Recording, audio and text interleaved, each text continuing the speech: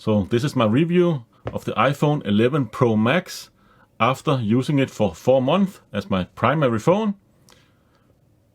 First off, let's just talk about battery life. Definitely the phone's strong suit and one of the biggest upgrade, except for the camera of course, to this year iPhone. I'm getting 2 days of battery life on my 11 Pro Max. That's with normal day-to-day usage. Of course, if I use it heavily, I maybe get around 1.5 days, but still, that's just the best battery life I've seen in an iPhone yet. Reminds me of the old Nokia, I believe it was 15-20 days, which is still my benchmark for a big screen phone. And I have confidence, no matter what I throw at the phone, it will still last me through the day. So definitely one of the strong suits and one of the main reasons why I upgraded was the battery life, and it's definitely held up there. Now let's talk about the camera, which is probably the second reason why I upgraded, or was the second reason why I upgraded. You have the 3 lenses now, supposed to have pro level of camera quality, and definitely it is fantastic cameras on this phone, both in terms of stills photography, but also video. But obviously iPhone has always had the best video out there, but a fantastic camera. And now we have that wide angle lens. Awesome, I really like that one. Still 2x optical zoom, I don't really use that all that much, but the main lens is also very bright and takes amazing night photography. But the camera for me has not really been all that I wanted, at least, because it's been kind of unstable. Sometimes, at least in the beginning of the phone, the first few months I believe, the camera sometimes would freeze when I tried to open it, and it wouldn't open at all. I had to shut it down manually and try to open it again. And I had issues switching between the lenses, doing video and photography. Sometimes it lags and takes several seconds before it actually switches between the lenses. I've also had an issue where the recording, when I recorded a video, 4K 30 FPS, it would just stop recording and the camera app would freeze. And you know, all these issues I've never really had with an iPhone before. I have had the camera freeze issue with the video on the latest build of iOS 13, so still not resolved to this day. So the pro feature of this camera that I really hoped was going to be something I could rely on, but it really turned out not to be so. I hadn't really used it all that much because of those issues.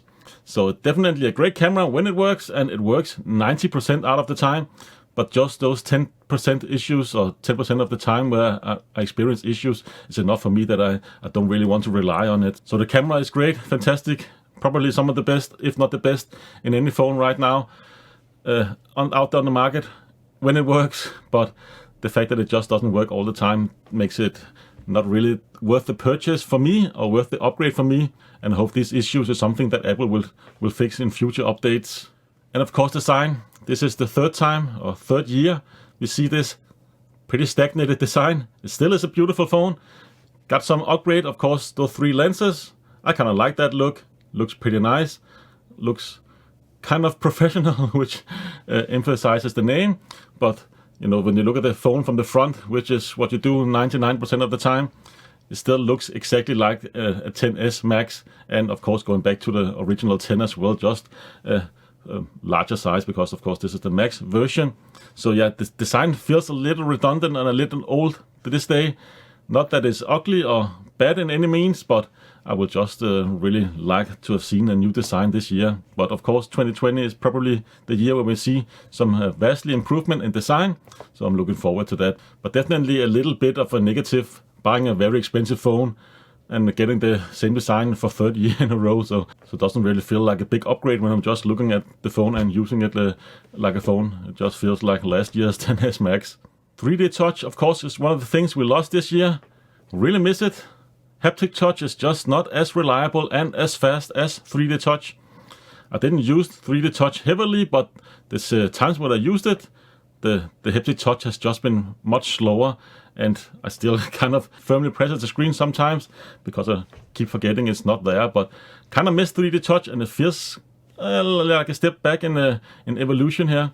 But yeah, that's just the way it goes. I probably would trade the bigger battery for haptic touch, and maybe in the future we get more advanced functions, maybe pen activity and such on the phones, because that 3D touch layer on the screen did take up some space and it probably was too advanced to make and such. So going forward, Probably we will see better features, but I do kind of miss 3D touch, and it feels still like a step in the wrong direction. Now the speed of this phone, it is very, very fast. I think a lot of that has to do with iOS 13, which had a lot of improvements with app opening and such, a lot faster, much more efficient, which was one of the issues I had with previous iPhones. Going back to the iPhone 10, it's supposed to have this very powerful CPU, but it just felt a little bit slower than my counterpart Android devices I had back then. Those were faster at opening application, those day-to-day applications that I used, and the iPhone just felt a little sluggish. And I'm happy to say that that's been totally resolved. Like I said, a lot of that has to do with iOS 13, but the iPhone 11 Pro series is of course faster than the iPhones from previous generations. But speed, not an issue at all. Apps open fast, switching between apps is fast, and everything just runs fluidly. I have had no real issues other than the ones I've mentioned with the camera. So yeah, speed is not really an issue anymore. It is fast, and it feels twice as fast as last generation. I think maybe 40% faster than last generation iPhones, with of course running iOS 12. I ran iOS 13 on my 10s Max before I sold that as well, and it felt adequately as fast as 11 Pro Max. I didn't really see any big issues or any big speed differences between the two.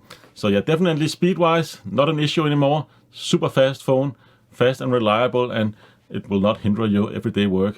And of course, iOS 13, it has been kind of a mixed feeling. That's also one of the reasons why I waited 4 months to review this product, because there's been so many issues, and I don't really feel comfortable reviewing a product before at least majority of those issues has been resolved, because it's very hard actually to make hardware and software work together. So manufacturers should have some time to actually try and iron out all of those bugs that they didn't really find initially in beta testing and such. But 4 years later, I'm happy to say that most, if not all, of the issues I've had, except for the camera issues, has been resolved. So it's been a very reliable phone. It's been, like I said, fast and fluidly, and all those app crashes and such I've had, not really been an issue anymore. Everything works fast. So definitely iOS 13 going in 2020 is very reliable, but man, there's been a lot of issues.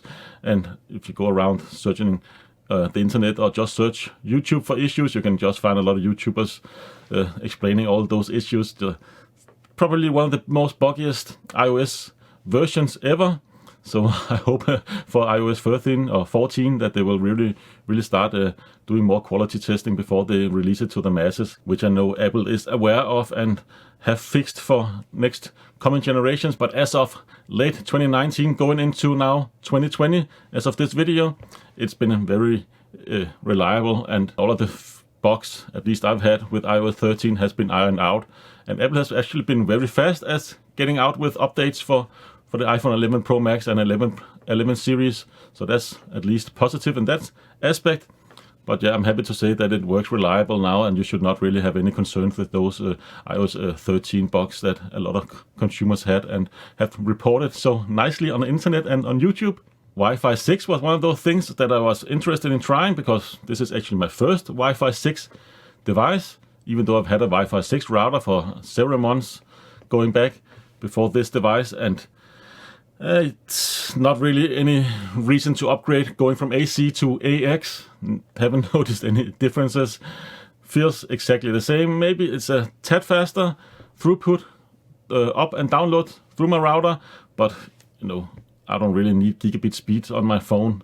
Just browsing the web and going through various apps, it's faster and fast enough with AC, and definitely is not a reason to upgrade to the 11 Pro Max if you want to try Wi-Fi 6. But still, it's the first Apple product, of course, with Wi-Fi 6, and it's definitely not been a hindrance. Wi-Fi works just fine. Face ID was one of the things I wasn't really all that happy about when the first iPhone 10 back in the day introduced it.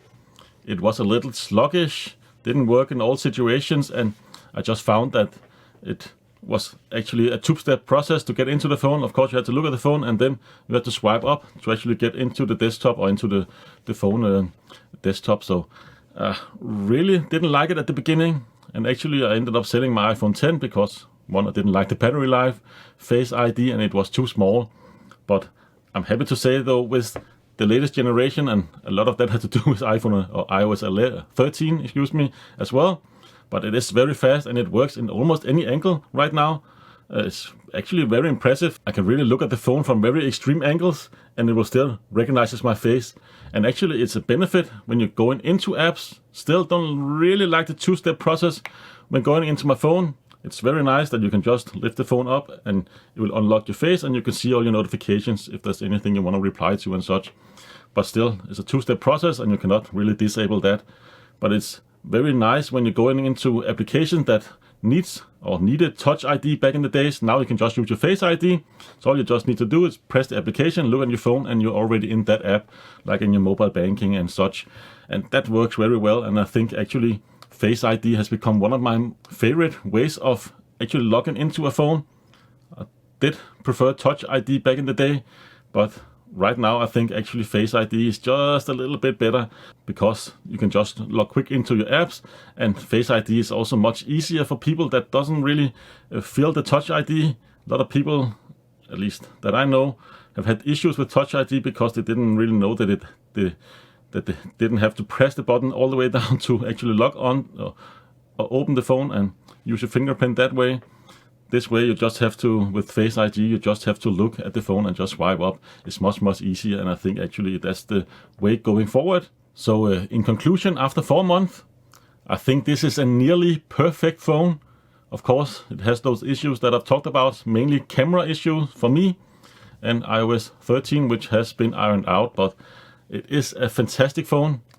One of the best camera, if not the best, in a smartphone right now. Fantastic battery life. Screen, of course, just gotten better compared to last year. And it's probably one of the best screens on the market right now.